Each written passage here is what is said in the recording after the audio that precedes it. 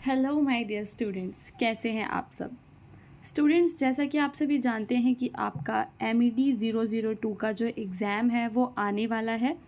ठीक है, तो इस वीडियो के अंदर हम डिस्कस करेंगे कुछ ऐसे प्रीवियस ईयर क्वेश्चंस जो one of the repeated questions हैं, एग्ज़ाम में बार बार आपसे पूछे जाते हैं और उनका चांस आगे भी आपके एग्ज़ाम में आने के लिए है। इस वीडियो के अंदर हम हिंदी एंड इंग्लिश दोनों लैंग्वेजेस में आंसर्स को डिस्कस करेंगे, क्योंकि कुछ स्टूडेंट्स ऐसे हैं जिनके पास MED 002 जो है इंग्लिश में है और किसी के पास हिंदी में है। सो स्टूडेंट्स, हम चलते हैं अपने पहले क्वेश्चन पे। हमारे पहले क्वेश्चन में हमसे क्या पूछा गया है कि डिफाइन सस्टेनेबल डेवलपमेंट। आपको बताना है कि सस्टेनेबल डेवलपमेंट क्या है। उसके बाद बताना है व्हाट इज़ सस्टेनेबिलिटी। आप अपने क्वेश्चन को ब्रेक कर लेंगे, जैसे कि सबसे पहले आप डिफ़ाइन करेंगे सस्टेनेबल डेवलपमेंट को, फिर आप बताएंगे सस्टेनेबिलिटी क्या होता है। State the 3 specification prescribe by. अब यहाँ पे हरमैन डेली के बारे में पूछा है कि हरमैन डेली ने कौन सी 3 स्पेसिफिकेशंस दी हैं, प्रिस्क्राइब की हैं सस्टेनेबिलिटी मेंटेन करके रखने के लिए। एक बार हिंदी में क्वेश्चन पे नज़र डाल देते हैं कि सतत विकास को परिभाषित करें। स्थिरता क्या है? स्थिरता बनाए रखने के लिए हरमन डेली द्वारा निर्दिष्ट 3 विनिर्देश बताएं। ठीक है, तो सबसे पहले अपने आंसर में हम क्या लिखेंगे? हमसे जो पूछा गया है कि what is sustainable development. So students, sustainable development refers to the development that meets the needs of the present. Sustainable development एक ऐसा डेवलपमेंट होता है जो अभी जो वर्तमान में जो हमारी नीड्स हैं वो पूरी हो जाएं without compromising the ability of future generations. और जो फ्यूचर जनरेशन है उनकी जो एबिलिटी है संसाधनों को यूज़ करने की, उसमें कोई भी कॉम्प्रोमाइज़ हम ना करें। यानी कि जो हमारी ये जो अर्थ है, जो हमारे संसाधन हैं, ये हमें हमारे पूर्वजों से विरासत में नहीं मिले हैं, बल्कि हमने आने वाली जनरेशन से उधार लिए हैं। इस तरह से हम इनका यूज़ करें। It balances economic growth, environment protection and social equity. तो जब भी हम सस्टेनेबल डेवलपमेंट की बात करेंगे तो वहाँ पे किस किस चीज़ की बात होगी? आर्थिक विकास की बात होगी, पर्यावरण संरक्षण की बात होगी और सामाजिक समानता के बीच संतुलन बनाने की बात होगी। तो इस तरह से हम डिफ़ाइन कर देंगे कि सस्टेनेबल डेवलपमेंट क्या होता है। उसके बाद हम डिफ़ाइन करेंगे कि सस्टेनेबिलिटी क्या है। तो sustainability is the capacity to endure a relatively ongoing way across various domains of life. In a broader context, it refers to the ability to maintain ecological and social system over the long term.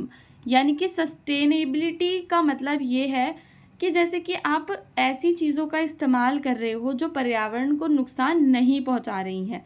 ठीक है, आपको क्या करना है कि ऐसी अपनी जीवन शैली बना लेनी है, जैसे कि आप प्लास्टिक का यूज़ नहीं कर रहे हो, पॉल्यूशन नहीं फैला रहे हो।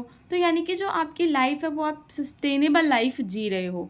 ठीक है, तो स्थिरता का मतलब है कि विभिन्न जीवन क्षेत्रों में लगातार बने रहने की क्षमता। व्यापक संदर्भ में इसका मतलब है दीर्घकालिक अवधि में, और ये सारी जो चीज़ें आप कर रहे हो एक लंबे समय के लिए कर रहे हो, ताकि आपकी पारिस्थितिकी जो है वो बेटर हो सके, अर्थ पे पॉल्यूशन कम हो सके, अर्थ की जो बुरी हालत अभी हो रखी है वो ठीक हो सके, अगर हम सस्टेनेबिलिटी यानी कि स्थिरता से अपना जीवन जिएंगे। अब क्वेश्चन के अंदर हमसे पूछा था कि 3 स्पेसिफिकेशंस बताओ जो हरमन डेली के द्वारा प्रिस्क्राइब की गई हैं। सो स्टूडेंट्स, हरमन डेली ने बात की है रिन्यूएबल रिसोर्सेज के बारे में, यानी कि नवीकरणीय संसाधनों के बारे में। संसाधनों का दोहन दर पुनर्जनन की दर से अधिक नहीं होनी चाहिए। यानी कि अगर मैं अपने किसी भी संसाधन का यूज़ कर रही हूँ और उसको बनने में 100 साल लगते हैं, तो मुझे उसे ऐसे यूज़ करना है कि वो जल्दी से ख़त्म ना हो और उसको वापस से रीजनरेट होने का टाइम भी मिल सके। उसके बाद वो कहते हैं कि हमें नॉन रिन्यूएबल रिसोर्सेज का यूज़ करना है। जो नॉन रिन्यूएबल रिसोर्सेज हैं the rate of depletion should be such that it leads to the development of renewable substitutes. संसाधनों की समाप्ति की दर की बात यहाँ पे हम कर रहे हैं कि संसाधनों की समाप्ति की दर इस प्रकार होनी चाहिए कि वह नवीकरणीय विकल्पों के विकास को प्रोत्साहित करे। तीसरी चीज़ वो पॉल्यूशन और वेस्ट के बारे में बताते हैं कि जो रेट ऑफ पॉल्यूशन है वो एनवायरनमेंट की कैपेसिटी से ज़्यादा नहीं होना चाहिए कि एनवायरनमेंट जो है उसे एब्जॉर्ब ना कर पाए, क्योंकि अगर एनवायरनमेंट उसको वापस से एब्जॉर्ब नहीं कर पाएगा तो वो हमें ही हार्म पहुंचाएगा, हमें ही नुकसान पहुंचाएगा। दूसरे क्वेश्चन में जो है आपसे पूछा गया है सस्टेनेबल लाइवलीहुड क्या है। Give any 3 capital assets with examples by which individuals draw their livelihood. यहाँ पे आपको 3 कैपिटल एसेट्स के बारे में बताना है जिससे कि जो इंडिविजुअल लोग हैं अपना जीवन यापन करते हैं। लाइवलीहुड का मतलब होता है कि आप कहाँ से अपनी आजीविका अर्जित करते हैं, आपकी जो आजीविका है उससे आपको जीवन जीने के लिए पैसे मिलते हैं, उसे हम आजीविका कहते हैं। अब देखते हैं सस्टेनेबल लाइवलीहुड का क्या मतलब होता है। A sustainable livelihood refers to a way of living that can cope with and recover from stresses and shocks, maintain or enhance capabilities and assets, and provide sustainable livelihood opportunities for the future without undermining the natural resource base। यानी कि एक ऐसा जीवन जीना जिसमें हमें ना तो कोई तनाव हो, अगर कोई तनाव है तो हम उससे उभर सकें, अपनी क्षमताएं और संपत्तियों को बनाएं और बढ़ा सकें और भविष्य के लिए सतत आजीविका के अवसर प्रदान कर सकें। तो सस्टेनेबल लाइवलीहुड का मतलब है एक ऐसा जीवन जीना जिसके अंदर आप पर्यावरण को बिल्कुल भी नुकसान नहीं पहुंचाओगे, संसाधनों को सिर्फ उतना ही यूज़ करोगे कि संसाधनों को दोबारा से नए बनने का समय भी मिल जाए। दूसरी चीज़, आप सोलर एनर्जी, विंड एनर्जी, सौर ऊर्जा, पवन ऊर्जा जैसी चीज़ों का इस्तेमाल करोगे एनर्जी के लिए, ताकि जो आपके नॉन रिन्यूएबल रिसोर्सेज हैं वो ख़त्म ना हो। अब यहाँ पे आपसे पूछा गया है 3 कैपिटल एसेट्स। यहाँ पे आपसे कहा गया था ना कि कौन से 3 कैपिटल एसेट्स हैं जहाँ से जो लोग हैं अपनी आजीविका लेते हैं। तो पहला है हमारा ह्यूमन कैपिटल। ह्यूमन कैपिटल का मतलब होता है मानव पूंजी, जिसके अंदर एजुकेशन आता है, vocational training, health and nutrition, ये सारी चीज़ें आती हैं। इसका क्या एग्जाम्पल है, a teacher uses their educational qualifications and teaching skills to earn a living. जो एक टीचर है वो अपनी एजुकेशनल क्वालिफिकेशंस का यूज़ करता है ताकि वो ताकि वो अपना एक आजीविका पा सके। तो यहाँ पे जो टीचर है वो क्या है, मानव संसाधन है। ठीक है, मानव पूंजी, कौशल और ज्ञान, स्वास्थ्य और पोषण, ये सारी चीज़ें इसके अंदर आती हैं। इसका उदाहरण क्या था, जो शिक्षक है वो अपनी शैक्षिक योग्यताओं और शिक्षण कौशल का उपयोग करके आजीविका कमाता है। उसके बाद दूसरा होता है आपका नेचुरल कैपिटल। जैसे कि अभी पहले मैंने आपको बताया ह्यूमन कैपिटल यानी कि मानव संसाधन। नेचुरल कैपिटल में आपके आते हैं भूमि, जल, जंगल, खनिज यानी कि मिनरल्स, ये सारी चीज़ें आपके नेचुरल रिसोर्सेज हैं। एक जो फार्मर है, जो किसान है, वो ज़मीन का प्रयोग करता है, लैंड और वाटर का यूज़ करता है ताकि वो क्रॉप्स उगा सके और एक लिविंग अपने लिए अर्न कर सके। फिर है आपका सोशल कैपिटल यानी कि जो भी रिलेशनशिप्स आप आते हो और बनाते हो अपने आसपास के लोगों के साथ। A small business owner benefits from community support and networks to run their business successfully. एक स्मॉल बिजनेस ओनर जो है वो क्या करता है, जो मालिक है वो समुदाय के समर्थन और नेटवर्क का लाभ उठाता है।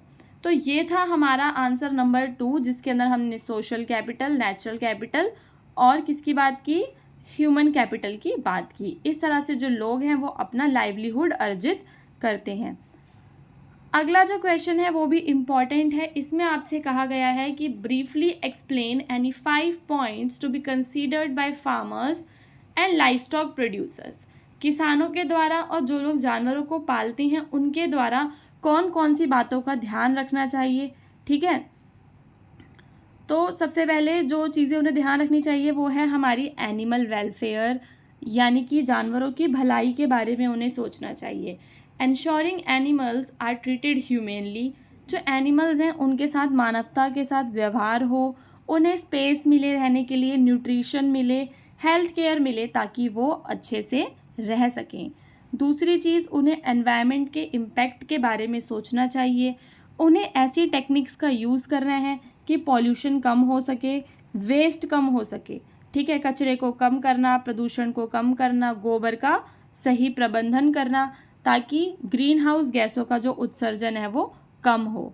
उसके बाद रिसोर्स एफिशिएंसी का मतलब है कि जो भी हमारे संसाधन हैं उन्हें दक्षता के साथ इस्तेमाल करना है, ठीक है, जैसे कि चारे को, पानी, ऊर्जा संसाधनों का कुशलतापूर्वक उपयोग करना ताकि कचरे को कम किया जा सके और उत्पादन लागत को घटाया जा सके।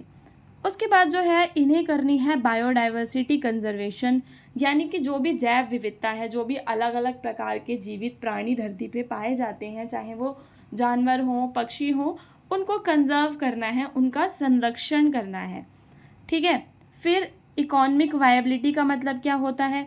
Ensuring that farming practices are economically sustainable, ठीक है। आपको हर एक आंसर में सस्टेनेबल वर्ड का यूज़ करना है, सतत शब्द का यूज़ करना है ताकि जो एक स्टेबल इनकम मिल सके फार्मर्स को, ठीक है। सतत जो आर्थिक रूप से सतत तरीके यूज़ करने हैं उन्हें अपनी आजीविका अर्जित करने के लिए, ठीक है, स्थिर आय मिले उन्हें। सो ये सारी चीज़ें थी जो कि किसानों या लाइफ स्टॉक जो हैं, जो जानवरों को पालते हैं, ठीक है, पशु उत्पाद उनको ध्यान में रखनी चाहिए। ये वाला क्वेश्चन काफ़ी इजी था। अगला जो क्वेश्चन है वो तो सबसे ज़्यादा इजी है और कई बार रिपीट भी होता है अलग अलग तरह से। इसके अंदर आपसे कहा गया है कि 5 कॉन्सिक्वेंसेस बताओ इंडस्ट्रियलाइजेशन के, जिससे कि आपका जो एनवायरनमेंट है वो डिग्रेड हो रहा है। औद्योगिकरण का मतलब क्या होता है? जब बहुत सारे क्या लग जाते हैं? उद्योग लग जाते हैं। किसी भी देश की ज़मीन पे बड़े बड़े उद्योग, फैक्ट्री लग जाती हैं, तो उसका एनवायरनमेंट पे, आपके पर्यावरण पे क्या प्रभाव पड़ता है, उसके बारे में हम पढ़ेंगे। पहली चीज़ हम पढ़ेंगे एयर पॉल्यूशन। जैसा कि आप सभी जानते हैं कि जो बड़ी बड़ी फैक्ट्री हैं उनके अंदर से सल्फ़र डाइऑक्साइड, नाइट्रोजन ऑक्साइड्स और कुछ और भी पर्टिकुलेट मैटर जो है वो निकलता है, जो कि स्मॉग की तरह हमें रेस्पिरेटरी प्रॉब्लम्स यानी कि श्वसन समस्याएं और एसिड रेन का कारण बनता है, ठीक है students. Air pollution very easy topic, इसके बारे में आप ऑलरेडी बहुत कुछ जानते होंगे, तो इसके बारे में आप लिख के आएंगे कि इंडस्ट्रियलाइजेशन यानी कि औद्योगिकरण से वायु प्रदूषण होता है। दूसरी चीज़ इससे होता है वाटर पॉल्यूशन, ठीक है, क्योंकि जो इंडस्ट्रीज़ हैं उनका जो पानी है वो जाता है बड़ी बड़ी वाटर बॉडीज़ में, जो कि पीने के पानी को कंटेमिनेट कर देता है। और जो एक्वेटिक लाइफ है, वो जो पानी के अंदर जो जीवन है, जैसे मछलियाँ रहती हैं पानी के अंदर, प्लांट्स होते हैं, उन सबको क्या करता है? इफ़ेक्ट करता है। उसके बाद सॉइल डिग्रेडेशन। सॉइल डिग्रेडेशन का मतलब होता है कि जब आपका इंडस्ट्रियल वेस्ट और जो केमिकल्स हैं वो सॉइल को कंटेमिनेट कर देते हैं और जो सॉइल है उसकी फर्टिलिटी कम हो जाती है। इससे आपकी एग्रीकल्चर प्रोडक्टिविटी ख़राब होती है, क्योंकि अगर जो मिट्टी है उसकी उर्वरता ख़राब हो जाएगी तो कैसे उसमें कोई फसल उगेगी, ठीक है। तो सॉइल डिग्रेड हो जाती है, इसको हिंदी में कहते हैं मृदा का क्षरण होना। उसके बाद सबसे बड़ी चीज़ डिफॉरेस्टेशन। बड़ी बड़ी इंडस्ट्रीज़, फैक्ट्रीज़, रोड्स को लगाने के लिए वनों की कटाई की जाती है, और जब आप वनों को काटते हैं तो उससे हम बोलते हैं डिफॉरेस्टेशन, ठीक है। इससे हैबिटेट लॉस होता है, बायोडाइवर्सिटी ख़त्म हो जाती है। फिर क्लाइमेट चेंज की बात करते हैं। क्लाइमेट चेंज का मतलब होता है कि जो आपकी जलवायु है उसमें परिवर्तन आ जाता है। जो ग्रीन हाउस गैसेस निकलती हैं इंडस्ट्रीज से, ठीक है, वो ग्लोबल वार्मिंग कर देती हैं। इसका मतलब क्या होता है कि जो वैश्विक तापमान है वो बढ़ जाता है, जैसे कि अभी भी जो तापमान है वो बहुत ज़्यादा बढ़ा हुआ है, इसी को हम क्लाइमेट चेंज कहते हैं। और ये क्यों हो रहा है? क्योंकि जो हमने बड़ी बड़ी इंडस्ट्रीज़ लगाई हैं, एसी वगैरह हम लोग चलाते हैं, तो उसकी वजह से जो हार्मफुल गैसेस हैं वो एनवायरनमेंट में जा रही हैं और हमारे एनवायरनमेंट के अंदर मिक्स होने के बाद ग्लोबल वार्मिंग कर रही हैं, ठीक है, जिससे कि जो हमारा ग्लोब है वो गर्म होता जा रहा है, धरती बहुत ज़्यादा गर्म हो गई है। लास्ट जो क्वेश्चन है थोड़ा सा टफ है। इसके अंदर आपसे पूछा है कि एथनोफॉरेस्ट्री क्या है और एथनो सिल्वीकल्चर रिफ्यूजिया जो पर्पज़ हैं वो कैसे इससे सर्व होते हैं। सो स्टूडेंट, सबसे पहले हम जानेंगे कि एथनोफॉरेस्ट्री होता क्या है। Ethnoforestry is the study and practice of integrating traditional forest related knowledge and practices of indigenous and local communities into modern forestry management. यानी कि एथनोफॉरेस्ट्री का मतलब होता है स्थानीय और स्वदेशी समुदायों के पारंपरिक वन संबंधी ज्ञान। यानी कि अगर कोई समुदाय पहले से ही वनों में रहते हैं तो उनके पास वनों से जुड़ा हुआ ऑलरेडी बहुत सारा ज्ञान है और उनकी कुछ प्रथाएं हैं, ठीक है। और उन पुरानी नॉलेज को हमें अब जो हमारे वन हैं उनको मैनेज करने के लिए यूज़ करना है। समझ में आ रहा है कि जो हमारी ओल्ड प्रैक्टिस है, ट्रेडिशनल प्रैक्टिसेस है फॉरेस्ट वाली, ठीक है, इंडिजीनियस लोगों की, यानी कि जो ऑलरेडी समुदाय जो वहाँ रहा करते हैं, इंडिजीनियस लोगों की, लोकल कम्युनिटीज़ की, उनको मॉडर्न वे में हमें यूज़ करना है। It emphasizes the cultural, social and spiritual values that communities place on forest and aims to promote sustainable forest management. ठीक है, तो इसका मतलब क्या है कि यह समुदायों द्वारा वनों पर रखे गए सांस्कृतिक, सामाजिक और आध्यात्मिक मूल्यों पर जोर देता है और स्वदेशी ज्ञान प्रणालियों को शामिल करके प्रबंधन को बढ़ावा देता है। यानी कि जो हमारा स्वदेशी ज्ञान है, जो चीज़ें आध्यात्मिक चीज़ें हमें पहले से ही फॉरेस्ट के बारे में पता हैं, हम वापस से उन्हें लेकर आएँ और ज़्यादा जागरूक बने, ठीक है। ना कि कुछ न्यू टेक्निक्स लेके आना, नए इंडस्ट्रियलाइजेशन करना, वो सब ना करके हम अपनी पुरानी प्रैक्टिसेस पर ही टिके रहें, उसे हम एथनोफॉरेस्ट्री कहते हैं। इससे क्या होता है? इससे होता है आपका बायोडाइवर्सिटी कंजर्वेशन, यानी कि इससे आप कर पाते हैं जैव विविधता का संरक्षण। जो भी आपके पौधे हैं, जानवर हैं, उनकी जो प्रजातियां हैं, आप उनकी एनिमल स्पीशीज़ की रक्षा कर पाते हैं, ठीक है। सस्टेनेबल रिसोर्स का यूज़, ठीक है, टिकाऊ कटाई तकनीकों का प्रयोग करते हैं, प्रथाओं को बढ़ावा देते हैं, वन संसाधनों को लंबे समय तक यूज़ करते हैं, ठीक है। तो ये क्या है, हमारा सस्टेनेबल रिसोर्स यूज़ में आ जाएगा। कल्चर को प्रिजर्व करते हैं, वन प्रबंधन से संबंधित पारंपरिक ज्ञान और सांस्कृतिक प्रथाओं को बनाए रखना और बढ़ावा देना। इसका मतलब है कि जो आपके ट्रेडिशनल नॉलेज है और जो आपकी कल्चरल प्रैक्टिस है फॉरेस्ट मैनेजमेंट से रिलेटेड, उन्हें मेंटेन करके रखना। क्लाइमेट चेंज मिटिगेशन, जो भी आपका जलवायु परिवर्तन है उसको कम करने में सहायता करते हैं, क्योंकि अगर आप ट्रेडिशनल फॉरेस्ट मैनेजमेंट प्रैक्टिसेस का यूज़ करोगे तो आप कहीं ना कहीं क्लाइमेट चेंज से फाइट कर पाओगे। उसके बाद कम्युनिटी एम्पावरमेंट होती है। जो भी लोग जंगलों में रह रहे हैं, अगर वो अपनी पुरानी प्रथाओं को चलाते रहते हैं तो कहीं ना कहीं उनका सशक्तिकरण होता है, ठीक है, और वो बन जाते हैं फॉरेस्ट के स्टूअर्ड्स। स्टूअर्ड्स का मतलब क्या होता है कि वो फॉरेस्ट को सेव करने वाले एक टाइप के नेता बन जाते हैं। सो स्टूडेंट्स, ये थे हमारे MED 002 के कुछ इम्पॉर्टेंट क्वेश्चंस। इसके बाद अगली वीडियो में हम और भी इसी तरह के क्वेश्चंस को डिस्कस करेंगे। इसी तरह के और वीडियोस के लिए आप हमारे चैनल को सब्सक्राइब कर सकते हैं।